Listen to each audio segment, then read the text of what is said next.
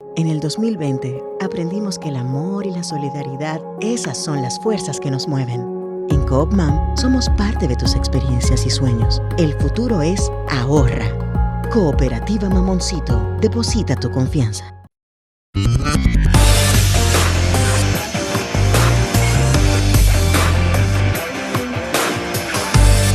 Desde la República Dominicana, soy Ivonne Ferreras, estamos en miércoles y ya es la mitad de la semana. Semana complicada, vuelvo y repetimos, siguen las lluvias, los pronósticos son hasta el sábado y las saturaciones del suelo. San Pedro de Macorís estaba, por ejemplo, en el día de hoy incomunicado en todo el centro de San Pedro de Macorís por el tema mismo del pluviaje, del drenaje, perdón, todo un desastre. Eso significa, claro está, el cierre de estos negocios y la paralización de la economía en ese pueblo. Y así como San Pedro de Macorís, muchas comunidades que están no solo incomunicadas, sino que han habido viviendas destruidas, aquí incluso en el propio Santo Domingo, y los desplazamientos, bueno, pues son por mucho. El desbordamiento de algunas presas, los peligros que estos representan para zonas como el sur del país. Ustedes recuerdan aquella situación que se dio con el lago Enriquillo, ¿no? Ahora ha habido mucha lluvia también ahí en ese litoral del sur.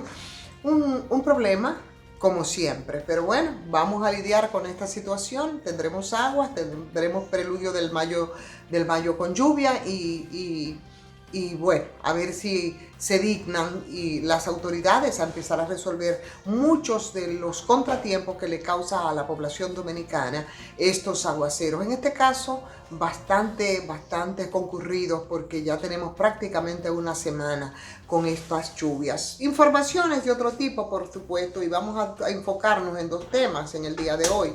Uno de estos temas es lo que tiene que ver, señores, con el tema de los feminicidios. El caso de la joven de Boca Chica ha sido bastante consternador. Murió a los pies de su hijo con tan solo 10 años y es una historia que se repite. Y se repite tanto que, como les he contado en otras ocasiones, fui testigo, o no testigo, pude conversar en algún momento con un muchacho que finalmente terminó muriendo de una sobredosis de droga cuando tenías apenas 7, 8 años, 9 años creo en este caso, si mal no recuerdo.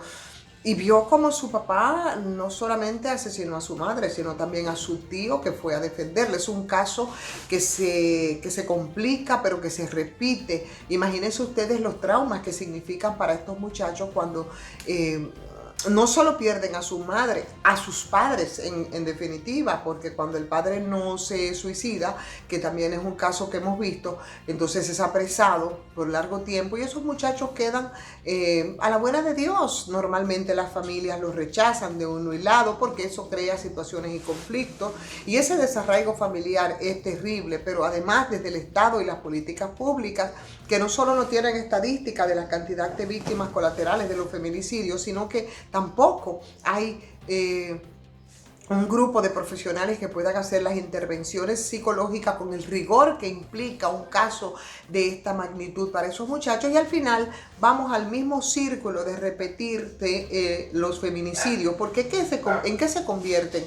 Por ejemplo, esos niños y esas niñas se convierten en unos potenciales feminicidas, agresores, violentos, y que vinculados a acciones de violencia y también de delincuencia. Esa es la sociedad que tenemos. Pero me preocupa con relación a este tema el manejo que se da a través de los medios de comunicación, sobre todo desde una perspectiva de los hombres, ¿no? Ayer tuve una discusión con uno de mis compañeros de trabajo, porque hablaba, no, pero también hay mujeres que provocan. ¿Provocar qué? Provocar que te maten. No, pero son de las cosas que se escuchan. Pero si ese tipo la agrede, entonces ¿por qué no deja esa relación? Claro, desde la ignorancia se maneja estos términos porque son unos desconocedores de ese tan repetitivo ciclo de la violencia, en el que influyen e inciden muchos factores. De hecho, inciden muchos factores en sentido general con el tema de los feminicidios y de las muertes intrafamiliares. Hay un factor cultural, hay un tema económico, y hay muchas dificultades para muchas mujeres y para muchos hombres, incluso agredidos y agresores, para reconocer cuándo es que comienza ese ciclo de la violencia. Porque desde ese peso cultural, por supuesto, hay acciones que son violentas, que dan inicio a ese ciclo, pero que se ven como naturales. Se ven como naturales. Entonces eso tiene un componente de mucha peligrosidad en este caso, pero también las políticas públicas. ¿Qué hacer entonces? ¿Qué se está haciendo desde lo estatal? ¿Cómo vamos a trabajar la prevención, que es un punto fundamental en este caso? ¿Cómo nos vamos a educar para tener un manejo del tema desde los medios masivos de comunicación, ya sea a través de estas transmisiones como la que les sirvo en este momento o a través de los demás medios? Se hace un manejo muy torpe y eso me preocupa y me preocupa mucho, porque aquí incide hasta el tema del lenguaje, el sentido de pertenencia.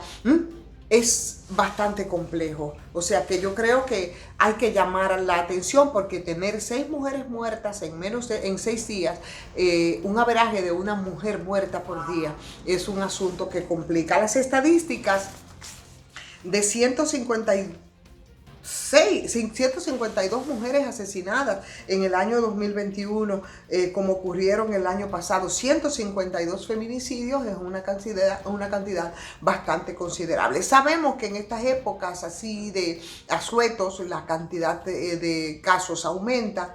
En fin, el tema hay que seguirlo tratando, pero también hay otras vulnerabilidades de la perspectiva de la judicialización de los casos o desde lo legal. ¿Qué pasa, por ejemplo, con el tema de esas mujeres? ¿Cómo ponen las denuncias? ¿Dónde ponen las denuncias? Tenemos un personal que está capacitado para lidiar con este tipo de cosas, en el que en muchos casos hay renuencia. ¿Cómo es el tratamiento que se le da? ¿Y cómo se protegen después que hacen la denuncia? Son enviadas a terapia, mujeres que tienen que entonces alejar al agresor, pero tienen que lidiar entonces con todo el tema de la carga familiar, de la carga económica. Complicado el tema, no es tan simple, porque es un tema multifactorial, donde la respuesta también tiene que ser desde muchos sectores y desde muchas instancias.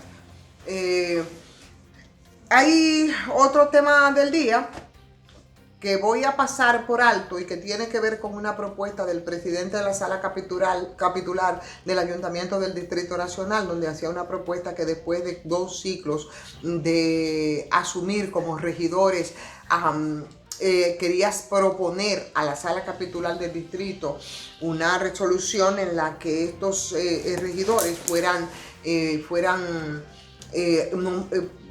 se mantuvieran en condiciones de asesores con salarios de por vida, o sea, por siempre, lo que me parece una barbaridad. ¿Por qué? Porque eso es una muestra en pequeño del barrilito, un abuso de verdad en medio de las dificultades económicas que tiene este país. Luego ya el presidente de la sala capitular, parece que por la denuncia hecha por uno de los regidores, habló de que no, que se estaba haciendo modificaciones de los reglamentos, que fue un tema de mala interpretación. Qué bueno que eso no cogiera cancha, no cogiera cuerpo, porque la verdad es que yo creo que este país hay que llevarlo despacio, porque si no se han dado cuenta, no solo los regidores, sino autoridades de los diferentes litorales de este país, ha cambiado y la gente no está por resistir tantos abusos de parte de quienes tienen un poquito de poder, desde la política, desde los abusos. Lo otro es que ayer anunció con bombos y platillos, a mí me resulta casi risible, el secretario general del Partido de la Liberación Dominicana, en una reunión de su comisión política, que cada vez es menos trascendente. Ustedes recuerdan antes toda la parafernalia, cuando se reunía ese comité político del PLD, sobre todo cuando ellos eran poder. Desde ahí, era como si se estuviera dirigiendo el país. Bueno, pues ahí anunció otra vez el señor Charles Mariotti que el presidente Danilo Medina anunció que va para las calles, y yo creo que la pregunta obligada en este caso sí es que Danilo Medina va para las calles realmente, porque no es nada nuevo ese anuncio, y al final Danilo solamente lo hemos visto en actos puramente funerarios, pero yo creo que las preguntas caen de la mata. ¿Qué podría ofertar o qué podría decir como motivación el expresidente Danilo Medina? ¿De qué va a hablar? ¿Va a hablar de la corrupción? ¿Va a hablar de la narcocorrupción?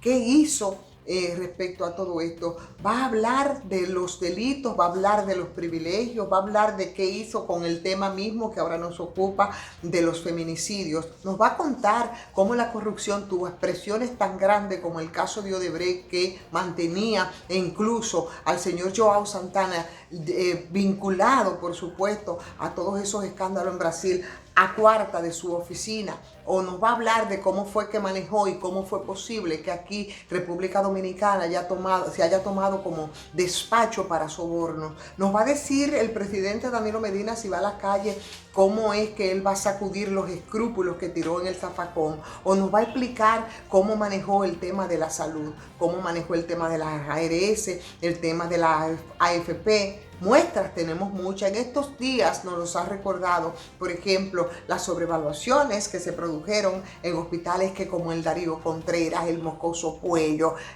no pudieron ni tuvieron una explicación a la gente de estas sobrevaluaciones y las sanciones que eso implicaba. Nos va a explicar, por ejemplo, cómo es que durante sus 8 años de gobierno se manejó con una policía abusadora, cómo se cometían delitos desde el DICAM, desde la Dirección Nacional del Control de Drogas. ¿Cómo es posible que durante la gestión del presidente Danilo Medina, durante 8 años, aquí el tema de la incautación de la droga era prácticamente nulo? ¿Cómo nos va a explicar el presidente Danilo Medina, contando ya con los 20 años de gobierno del PLD, en los que tuvo 3 periodos el presidente Leonel Fernández, que a estas alturas nosotros todavía no sabemos qué pasó con el tema de los supertucanos, que involucró sumas considerables?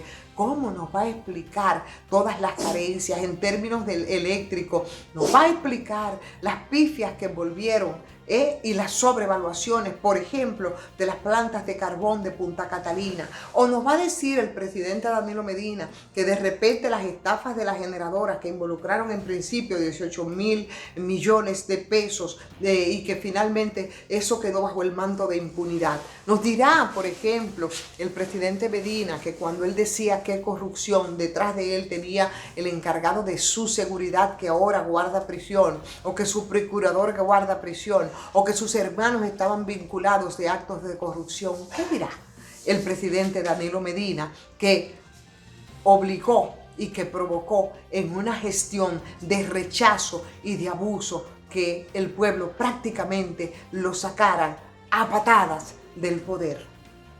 Hay que ver qué dirá el presidente Danilo Medina si es que finalmente va a las calles. Señores, vamos a agradecer como siempre a la cooperativa Mamoncito, donde usted deposita su confianza, Sardinas Dimar, por supuesto Farmacia GPC, que también los apoya. Vamos a agradecer a Euroesthetic para el cuidado de su piel, pero sobre todo vamos a agradecer a ustedes que se mantengan ahí fieles a estas transmisiones, que les pedimos, si les ha gustado, le den like, compartan, sugieran a otras personas a que se suscriban, también a patreon.com. Soy Ivonne Ferreras.